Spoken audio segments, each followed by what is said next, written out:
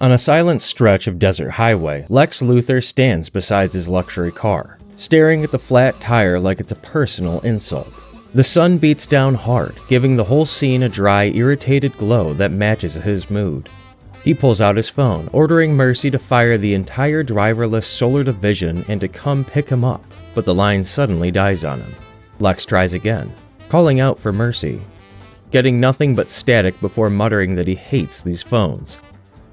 He leans into the truck, already knowing the answer as he checks if his team even bothered stocking a spare. They didn't, of course. He's still bent over the truck, simmering in disgust, when a voice behind him calls out a casual, "Hey there!" The voice belongs to a man leaning out of an old green pickup truck, sunburned arm hanging over the door, a bold Superman emblem tattooed on his upper arm. He asks if Lex needs any help. Lex looks at him and just says, "No." The man doesn't take it personally. He just hops out of the truck, already hauling a spare tire from the back. He explains that it's 103 degrees out here and the nearest gas station is impossibly far, like 60 miles away. So a spare could save Lex a miserable walk. The stranger moves with an easy confidence, acting like helping is simply the natural thing to do. He says to Lex, "Don't worry, I got a spare." Lex stands by his car, expression tightening, irritated not just by the flat tire, but by the sight of that symbol inked onto the man's skin. An image he's been trying to erase from the world for years. Kyle kneels beside the flat tire, loosening bolts as he chats casually, introducing himself and asking Lex for his name. Lex answers with a hesitant, "Lex." But Kyle, cheerful and oblivious, mishears it and calls him Tex before asking what he does for a living. Lex replies stiffly that he's been in business, but Kyle doesn't slow down. He tells him he's also in business, or at least trying to be, explaining that he and his buddy Cole are working on opening a paintball arena near the go-kart track. He eagerly asks Lex if he paintballs. Lex quickly replies, "I don't paintball." Kyle just continues, "You should, man. Stop on by with some friends. I'll give you a discount." He then explains how much fun it is, how some guys try to push airsoft instead, but for him, paintball is pure instinct. When he steps inside the arena, it's primal. He becomes an animal. Lex barely hears any of it. His attention keeps drifting back to Kyle's arm, to the Superman tattoo inked into the man's skin, the symbol burning in Lex's peripheral vision. Finally, he just asks, "Sorry, why?"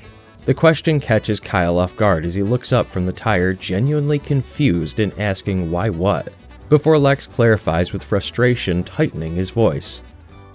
"Why him?" Lex's calm frustration finally snaps as he launches into a full-blown rant, unable to hold back everything he's been stewing over for years. He demands to know why Kyle, or anyone, can idolize Superman. His voice rises as he shouts that the very idea of Superman spits in the face of human potential, that nothing people achieve, strive for, or even dream about matters anymore because a god in a cape floats above them, bathing in their worship while knowing that they will always be ants to him. Lex steps closer, face burning with intensity. "But I am no ant. I am a man. I bleed, and I build, and I fail, and I rise stronger than ever." He refuses to wear Superman's image or kneel before what he calls a hollow messiah who was handed perfection from the stars. In his eyes, Superman is nothing but an insult to life, a blight on the soul of the future, a cosmic accident that humanity foolishly glorifies. Kyle sits there awkwardly, completely unsure how to respond to Lex's volcanic rant, and finally manages a quiet, honest, "I don't know. I just think he's cool. But I get what you're saying. You ever been to Metropolis?" Lex mutters that he has, and Kyle brightens a little, saying he moved there a while back because he wanted so much from the city. It felt huge, full of life, full of possibility, and Superman was there. This shining figure everyone looked up to. But Kyle explains how life hit him hard anyway. He lost his job. Then he and Lisa broke up. Everything that felt big and hopeful suddenly empty. He admits that somehow seeing Superman still flying around, still perfect and powerful, made him feel even more alone. Like there was this flawless alien who could fly and do anything while Kyle was just him. a regular guy who didn't matter. He continues, "And I don't watch the news much or anything, but every time you look at your phone, it seems like the world keeps getting worse. There's always something to be angry and sad about, and it's not getting better. The world makes you feel stupid for even trying to be happy." He says he reached a point where he didn't see the point of doing anything anymore, like he had wasted his life. Kyle tells Lex about the moment everything shifted for him. He was on a rooftop, eating a burrito, trying to get through another bad day when suddenly Superman drifted down in front of him. Kyle remembers blurting out a stunned, "Whoa!" before Superman apologized, asking if he was bothering him. Kyle assured him he wasn't, and Superman explained he just needed somewhere to think.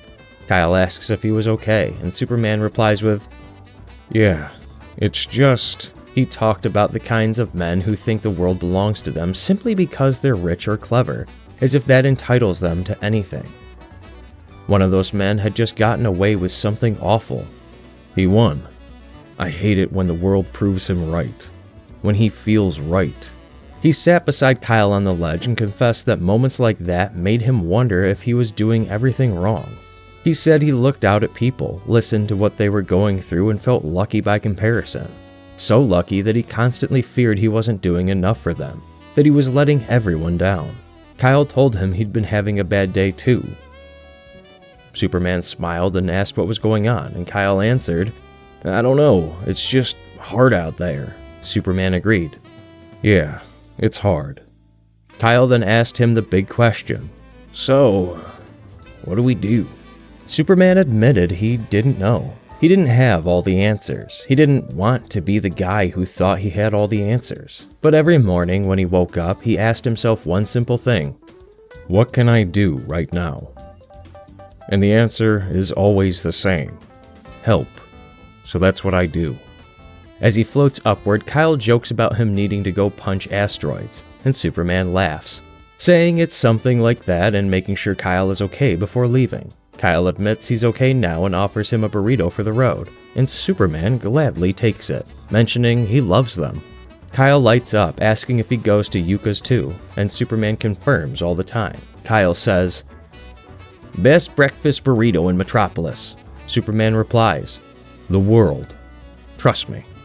With the burrito in hand, Superman takes off into the sky, calling out a casual, "See you around," as he flies away. Back in the present, Kyle finishes the story for Lex, saying he understands what Lex meant earlier. "So I get what you're saying, man. I know he's above us." Kyle admits he can't fly or punch asteroids or do anything superhuman. He's just a guy. But seeing Superman get up every day and help people made him realize he could do the same. After that encounter, he got the Superman tattoo on his arm and started helping anyone he could in his own community. Small things that made life a little bit better for others. He stands up saying, "It's tough out there, man. All we can do is help." With the tire now fixed, Kyle tells Lex, "Okay, that should get you where you're going, Dex." Lex insists he didn't have to do that, but Kyle brushes it off, telling him it's no problem. Lex reaches for his wallet to pay him, but Kyle waves it off with a smile, refusing the money and saying it's free of charge, and that he's not in it for the cash. Climbing back into his truck, he leans out the window with a thumbs up, proudly showing the Superman symbol on his arm as he drives off, saying, "I'm just doing what Superman would do." As he drives off, Lex stands alone beside the road, staring at his own reflection in the side mirror. Don't forget to like this video and subscribe to this channel.